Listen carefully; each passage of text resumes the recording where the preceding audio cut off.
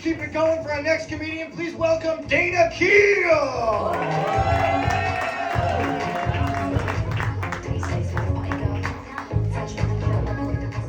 What's up, everybody? I'm Dana Keel. He said that. Thank you. Woo! Y'all, I came here from LA. I flew out on Spirit. Sometimes known as Holy Spirit. Right? But I'm marked safe from Spirit Airlines. Thank you for that. It needs a hand praise that we made it here. You guys, I noticed that there's a lot of like construction on the roads here. Like, so you guys are experiencing traffic? Like, you're dealing with a lot of traffic? Like, of course, LA is the like traffic central of the world. Y'all, and I consider myself a very spiritual person. And so I'm in the car, and that's when I do my affirmations, but let somebody cut you off, right? Right? So I'm there. I am divine. I am loved. And then someone cuts me off. You're pissy, bitch, in your probe. Your Prius. I am holy. Do you know what I'm saying? Like, I am peace. I go right back, right, from that. I am tonight, and I noticed this a lot even in LA, and I've been blessed to be here, that I'm your only African-American female Gen Xer on the lineup. Right? Making me your oracle from the Matrix, right? There is no spoon, right? I'm 56. Right, and if you hadn't, I'd have felt away. Let me just say this, black don't crack, right? But it grays. It loses balance and focus. But I want to talk a little bit about what you can and cannot do over 50, over 55. But wait, let me just do a room check. Are there Gen Z folks in here at all? Yes. Are there millennial folks in here? Right. Where my boomers at? Any boomers in here? All right, you guys. You know boomers because their first concert was the Beatles, right? Do you know what I'm saying? Now, how do you know Gen Xers? You know us because we love 90s golden era hip hop, but we still need reading glasses to check our mail. Do you know what I'm saying? Biggie, can't you see? Right? Somehow these words just hypnotize me. And I don't know about the boomers or the Xers in here, but the font on my phone looks like this. Right here. Right, that's what it looks like. That's what I need to see. Where my New Yorkers at? Looks like 42nd Street.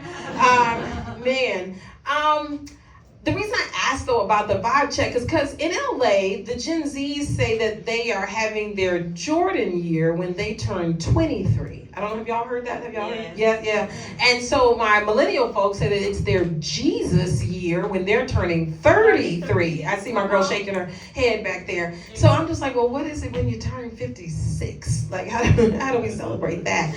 So I started thinking about my own heroes. And so first hero I thought about, and I'm going to stand for her, Harriet Tubman. Yeah. Right. Yeah, Harriet Tubman was 27 when she escaped slavery and started freeing other slaves. I'm like, what was I doing in my 20s? Man, fucking. And learning to give blowjobs, do you know what I'm saying? Nothing noble. And then I looked at another hero, Rosa Parks, a little older, 42. She got off the back of the bus, retired from, lived here, but I'm past my Tubman year. I'm past my Rosa Parks year. I even looked at Shirley Chisholm. She was a little older, 48 when she ran. Y'all got it up in here. Y'all got it. 48 when she ran for president. But y'all, my Chisholm, my Parks, and my Tubman years are all gone. Do you know what I'm saying? But then I realized that if you take Jesus, 33, and you add that to Jordan, 23, together, and I'm a math teacher, they make 56, right? Making it my Jesus and Jordan year combined. You can clap for that. You can clap for that. Y'all. But then that means next year's my Heinz 57 year. But let's talk about what you can't do over 55. First among them, chief among them, you can't fall. over 55. And my boomers probably know this. You can't fall. How do I know? I know because first I used to ask my dad to come roller skating with us when I was a teenager. Dad, come roller skating with us. And then he'd say, well, what if I fall? And then I'd say, you'll be all right. Ooh, but it turns out you will not be all right if you fall. I mentioned I was a teacher. I'm a special education teacher. Thank you for that. Thank you for that. I'm checking all the boxes. And by the way, this year I'm teaching intervention to first graders for reading. First graders who can't read. Y'all, I had one of these little girls, little chocolate baby, ask me, where the autism kids at? It's like, I was like, spell autism. Do you know what I'm saying? Can you read the word autism? Do you know what I'm saying? And in my head, I love to party back in the day. Where the autism kids? Where the that's all I was thinking. Anyhow, but I was in a third grade classroom, and a little girl had called me a scallywag, right? With no edges. Now, right.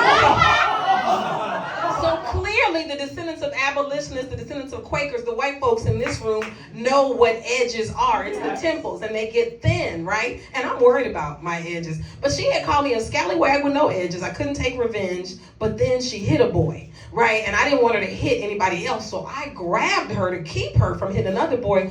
Y'all, 8-year-olds have something that 56-year-olds don't. That would be speed and agility. She shook loose from me. I fell to the ground on my right knee. Ooh, it hurt so bad. Y'all, so then like maybe 2 weeks later, it was still sore, a little buzzing, burning, itching. And I asked my Gen Z, where my Gen Z folks at again? Where y'all at? Where y'all at? Oh, they left. Okay, we did. So I asked my Gen Z coworker, I said, hey girl, like there's this weird pain under my knee. And she goes, oh, Miss Keel, that's arthritis. Y'all just get that. I said, no, we don't just get that. We are not at the bar requesting arthritis gin and juice, please. Not reading glasses Pinot, not menopause juice and gin, not HBP, and that would be high blood pressure. Edibles, we want CBD edibles like everybody else. We don't want the kit. We are not out here trying to get old, I'm just saying. So you can't fall over 55. You cannot be a hoe over 50 either. Some people say, yes, you can. Well, let me just say that I can't. And I'm going to tell you why. I mentioned earlier that black doesn't crack. Oh, but it grays. And to my boomers in the room, if there are any in here with gray hair, I don't want to just assume, but you'll know that gray hair is gangster because it grays up top and it grays everywhere else. Do you know what I'm saying? And it's thin too. You can't be in these streets like that. Do you know what I'm saying? So I'm just saying we can't be a hoe. And speaking of hair, I mean, y'all see me with my best Shaka Khan up here. Y'all see it right on every woman, right? It's all in me. Now here's the thing, strangely enough, I'm a twin. That's not strange, but thank you. We grew up with sideburns. Y'all could probably see them. You know, think Elvis Presley, think Abraham Lincoln. Now, here's the thing, now these edges are thinning, but these sideburns thick as hell. You know what I'm saying? Thick as hell. And I'm just thinking they're thriving while everybody else is thinning. So I'm just thinking, well, could we reroute this hair from these sideburns, maybe up here to these edges? Could we reroute some of these whiskers on the chin up here to maybe these eyelashes? You know what I'm saying? I'm in here coloring in, do you know what I'm saying? And feeling like I look like Groucho Marx when I color them in. I'm just saying, but could we reroute from where it is thriving to where it is thinning, where we need support? I'm single over 55. I'll say one quick thing about it and leave you with this. First, when you are single over 55, you are just one daddy issue away from falling on the wrong dick. Anyway, every day, at all times, you know what I'm saying? You're worried about a thigh gap, straight teeth, and good credit, because that's what you need to slay a partner. But I will say this, at 56, I know what I want in a partner. And I have love languages. They are not in that man's book, so I'm gonna give them to you right quick in case there's anybody in here that could be a match. Love language number 1, snacks.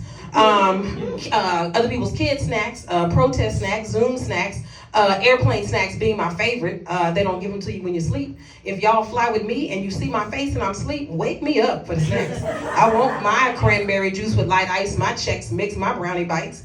Love language number 2. the law of attraction, manifesting, quantum physics. And if you've been to a black church, name it and claim it. I'm just saying, I'm out here getting my parking spaces and my soulmate. Love language number 3. I love R&B music. I happen to love Michael Jackson's Off the Wall album. I believe it is. Thank you. A seminal piece of R&B music. And so if you love those 3 things, like I love those 3 things, we should be together. In fact, we go together. I want to rock with you all night. Rock. Okay, I'm Dana Keel. That's my time. Thank you so much.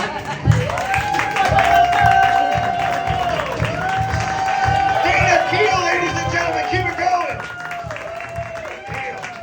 Dana, you could have run the light for that. We love that song. All right? We could have had a sing along. Okay, thank you. Next time.